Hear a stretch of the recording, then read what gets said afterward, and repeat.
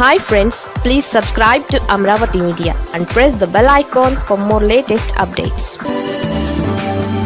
వెంకయ్య నాయుడు ఈ నీతులు ఎన్నికలప్పుడే చెప్పొచ్చుగా. మాజీ ఉపరాష్ట్రపతి ముప్పవరపు వెంకయ్య నాయుడు అప్పుడప్పుడు రాజకీయ నాయకులకు హితవు చెబుతూ ఉంటారు. ముఖ్యంగా మాతృభాషను కాపాడుకోవాల్సిన అవసరం ఎంతైనా ఉందంటుంటారు. ఉచితాలపై కూడా తనదైన శైలిలో వద్దని వారిస్తూ ఉంటారు. అయితే చెప్పాల్సిన సమయంలో మాత్రం ఆయన మిన్నకుండిపోతుండడం విమర్శలకు దారితీస్తోంది. గుంటూరు జిల్లా తెనాలిలో ఒక కార్యక్రమంలో ఆయన మాట్లాడుతూ భవిష్యత్ తరాలకు ఉచిత పథకాలతో ముప్పు పొంచి ఉంది. ఉచితాలు ఇస్తూ పోతే ప్రజలు సోమరులవుతారు. దేశ భవితకు పెను ప్రమాదం. ఈ రెండింటిపై తెలంగాణ సీఎం రేవంత్ రెడ్డి, ఆంధ్రప్రదేశ్ సీఎం చంద్రబాబు నాయుడు ఆలోచించాలి అని ఆయన విజ్ఞప్తి చేశారు. పేదవారికి ఉచిత విద్య, ఉచిత వైద్యం ఇస్తే సరిపోతుందని ఆయన అన్నారు. ఇతరేతర ఉచితాలన్నీ ప్రమాదకర పరిణామాలకు దారితీస్తాయని వెంకయ్య హెచ్చరించడం గమనార్హం. వెంకయ్య నాయుడు హెచ్చరిక ముమ్మాటికి నిజం.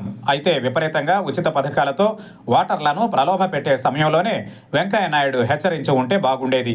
ఫలానా రాష్ట్రాలలో వీళ్ళిచ్చే ఉచిత వాగ్దానాలతో భవిష్యత్తులో అంధకారం నెలకొంటుందని బాధ్యతాయుత నాయకుడిగా వెంకయ్య హెచ్చరించి ఉండాల్సింది. అప్పుడు మాత్రం ఆయన నోరు మెదపరు. తాను అభిమానించే నాయకులు ఉచిత పథకాల ప్రలోభాలతో అధికారం దక్కించుకున్న తరువాత పునరాలోచన చేయాలని సూచించడం దేనికి సంకేతమనే ప్రశ్న ఎదురవుతోంది. ప్రజలను మభ్యపెట్టే హామీలపై వెంకయ్య నాయుడు లాంటి వారు బహిరంగంగా హెచ్చరించాలి. అప్పుడు తాము రాజకీయాలకు దూరమంటూ పెద్ద మనిషి పాత్ర పోషించి ఆ తరువాత మంచి చెడుల గురించి నీతులు చెబితే ప్రయోజనం ఏంటనే ప్రశ్నకు సమాధానం చెప్పాలి.